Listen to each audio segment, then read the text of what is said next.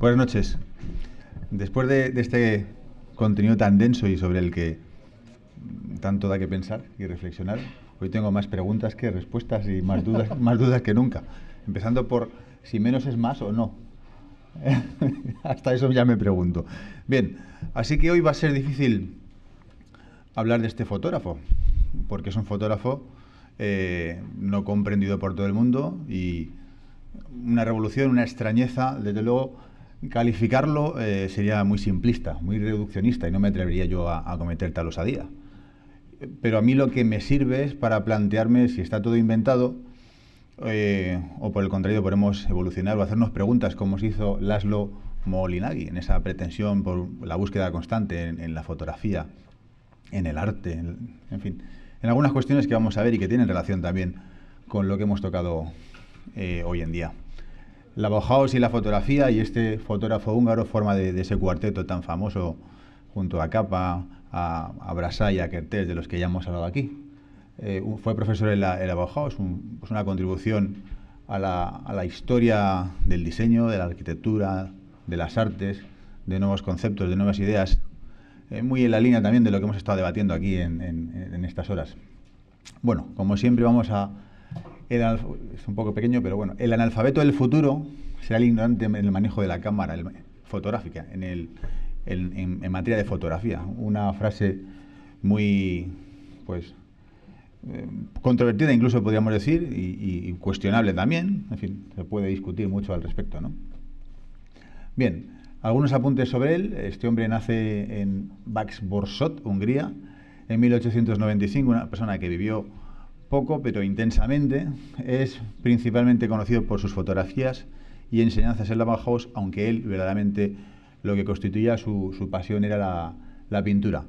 Inicia estudios de Derecho que interrumpe con ocasión de la Primera Guerra Mundial, se engrosa en las filas del ejército húngaro, sufre también heridas y lesiones y, bueno, tras la Segunda Guerra Mundial, esta Primera Guerra Mundial, él abandona los estudios de Derecho y se concentra en el arte. Se interesa además por la emergente vanguardia, sobre todo, y la influencia de Rusia, de la Unión Soviética, con artistas como vemos ahí. Bueno, algunos nombres son difíciles de pronunciar, así que seguramente el más conocido para todos nosotros es Alexander Rodchenko, del que vamos a ver un par de fotografías. Y se interesa por algunos movimientos muy revolucionarios en aquel entonces, el suprematismo, el constructivismo, el dadaísmo, que empiezan a plantearse cosas. Fijaos, en un momento en el que, y lo vemos en algunas de las fotografías, en las que el pictorialismo todavía estaba en boga, es extraordinariamente sorprendente ver el tipo de fotografía que hace Laszlo Moholy-Nagy. Es totalmente diferente, supone una ruptura brutal, otra línea absolutamente diferente a lo que hace Paul Strand, a lo que hará después el grupo F64, fruto también de esas influencias, de esas corrientes tan reduccionistas a los elementos más simples como son el suprematismo, basados en el punto, el triángulo, en las formas elementales, en las formas básicas.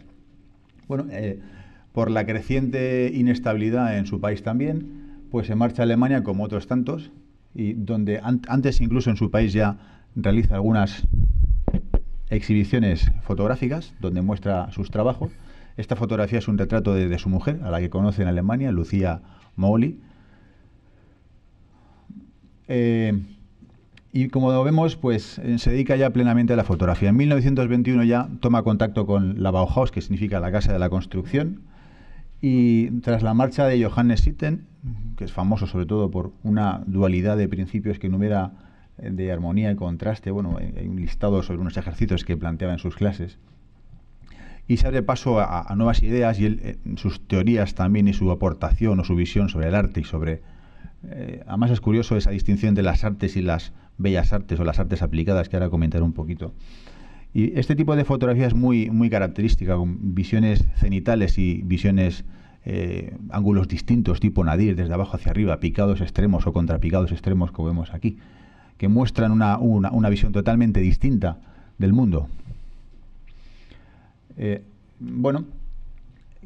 Junto con Walter Gropius colabora en la Bauhaus, como vemos. Después se marcha a Londres cuando, fruto del crecimiento del nazismo en Alemania, pues prácticamente arrasan con muchas cosas, y entre ellas, pues con la escuela de la Bauhaus, finalmente se traslada a los Estados Unidos, donde en Chicago fundan la nueva Bauhaus, The New Bauhaus, y después, por problemas económicos parece ser, se cierra y él crea, fijaos, en 1939 su propia escuela, The School of Design, posteriormente renombrada como The Institute of Design de Chicago, una institución que hoy sigue viva todavía y que también juega un papel importante en los Estados Unidos. Si recordáis, en la sesión de Kertész hablamos que Kertész es llamado por Moholy-Nagy para dar clases en la Bauhaus, cosa que él rechaza porque no consideraba en su línea dedicarse a la docencia. Vemos además que practica el collage, el fotomontaje, en esa imagen de la derecha.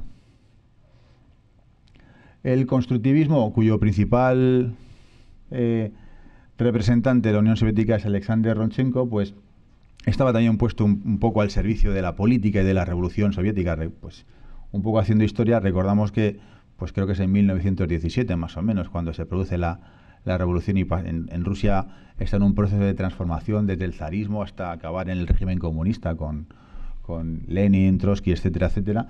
Y esta fotografía la cartelería, la iconografía y el collage, en definitiva, está muy al servicio también de esas nuevas ideas, de esas que marcarán un tanto, desde luego, de una forma significativa la evolución del escenario político en Europa, en Rusia e incluso en el resto del mundo, ¿no?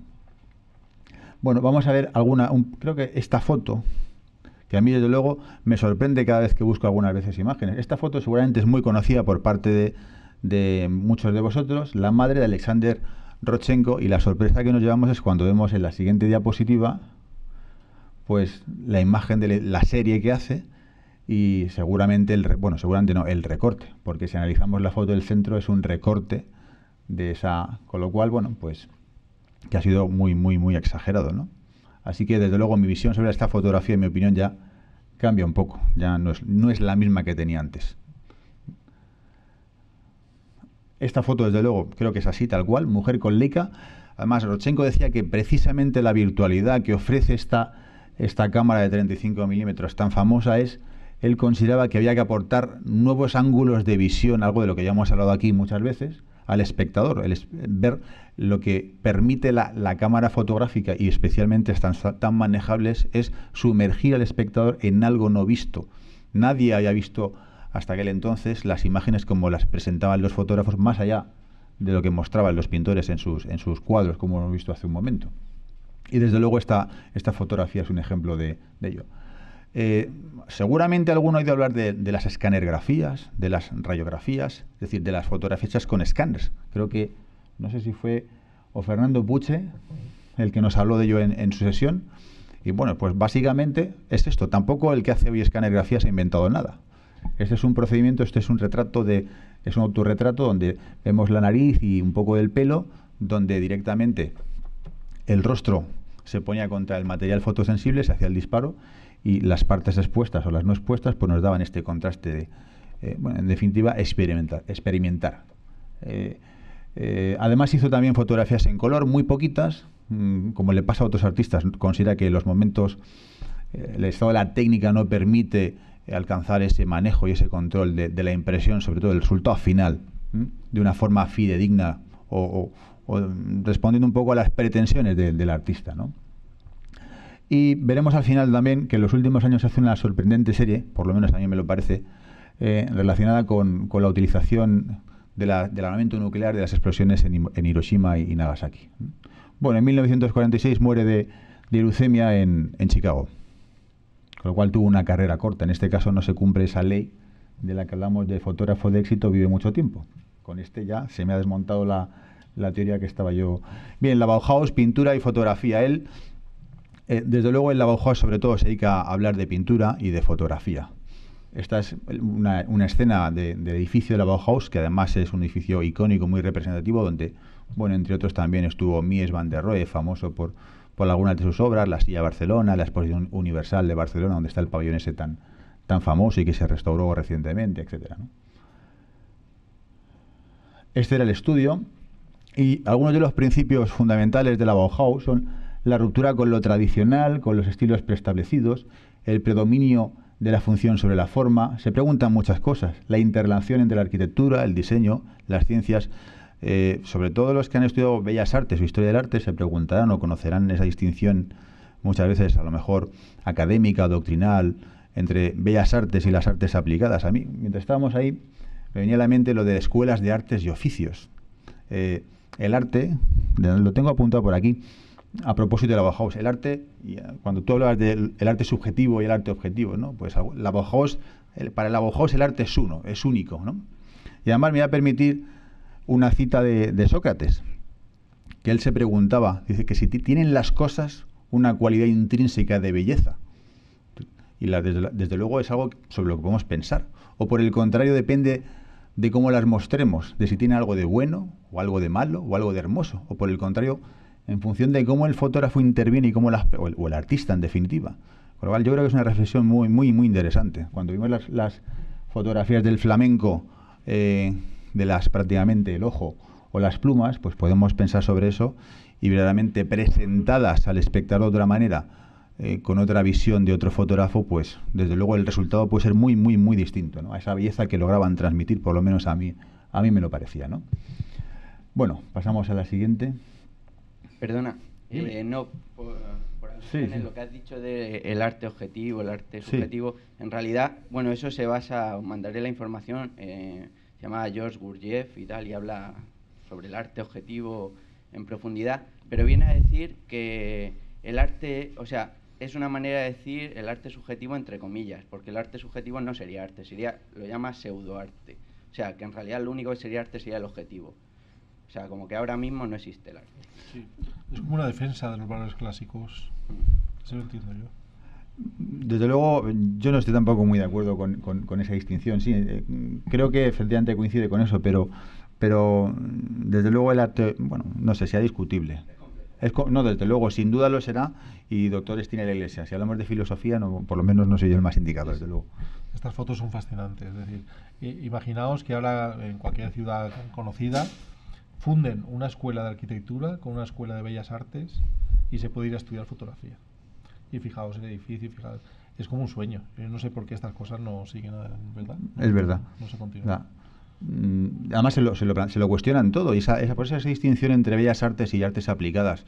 Para la Bauhaus, es decir, si situamos en un extremo las artes aplicadas y las bellas artes, la escultura, la pintura, la arquitectura y el resto, la fotografía, el diseño gráfico, la ilustración, para Bauhaus el eje estaría en el centro y la representación sería todo un círculo, mientras que en una postura más academicista o con otro corte más reducido, más minimalista, sería polos opuestos, ¿no? En los que en ese polo se encontrarían los que consideran que la fotografía no es un arte.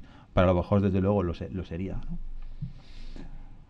Así que es una verdadera revolución. Por eso yo, desde luego, considero muy interesante pues conocer también a autores como este, que se hacen tantas preguntas y que tienen una visión integral de las artes y esos ideales, ¿no? Por buscar respuesta y soluciones, ¿no? También a todas esas preguntas que desde las pinturas prehistóricas que el hombre viene planteándose, ¿no?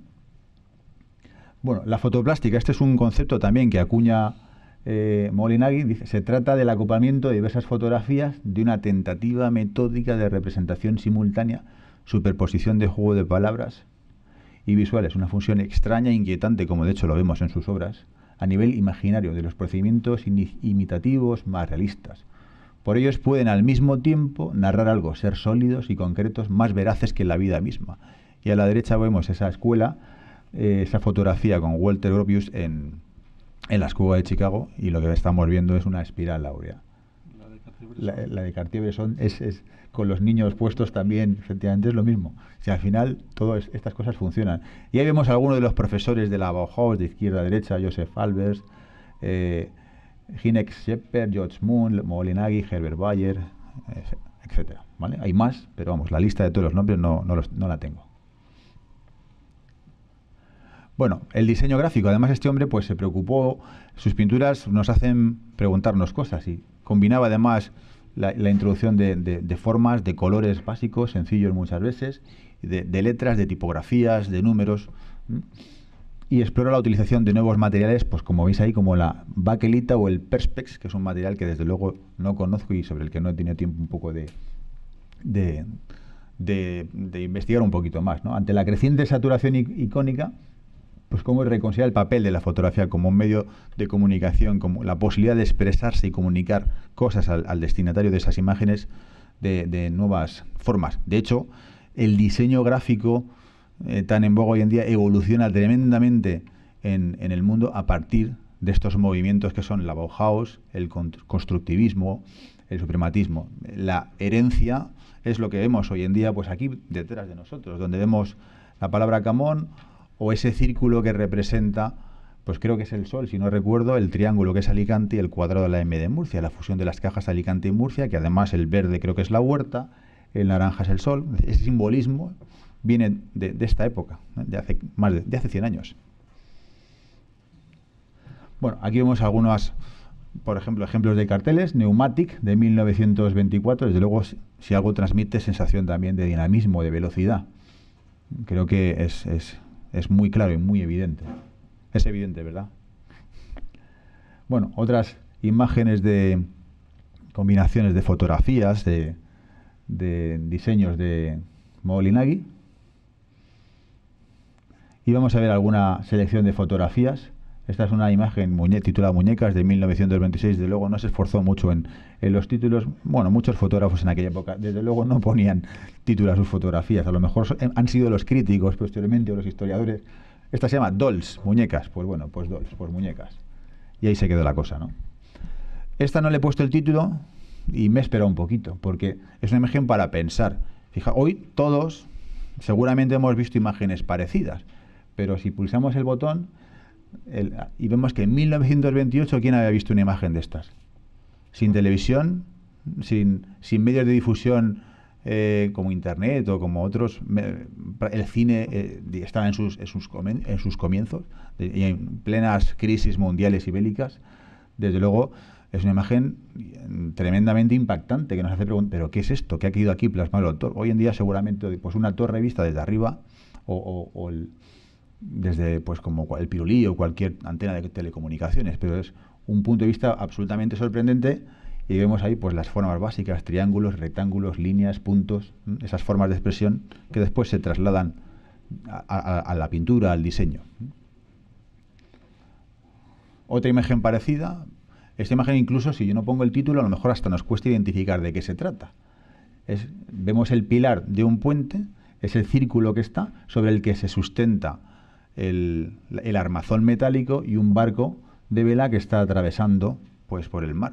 Pero sería difícil de reconocer. Si la pongo por primera vez y no pongo el título, seguramente nos costaría un rato intuir de qué se trata. Lago Maggiore en Ascona, en Suiza. Y vemos aquí pues esos ángulos distintos de los que hablábamos antes, que buscaba también Rodchenko, en ponerse a ras de suelo, sacando las piernas, los tablones en esa diagonal que trazan, con el mar al fondo. Bueno, pues nuevas formas de comunicar y transmitir que se estaban explorando en aquellos momentos, ¿no? Desde luego muy distinto al pictorialismo que hemos visto cuando hemos hablado de Stieglitz o de otros fotógrafos aquí. Escandinavia, en 1930, nuevamente una imagen, un plano cenital, donde vemos puntos, donde vemos círculos, donde vemos líneas, donde, bueno, fuerzas de expresión, la geometría, la matemática aplicada en este caso a la fotografía. Ayton, partido de cricket, otra imagen nuevamente cenital que condensa algunas de las cosas de las que estamos hablando.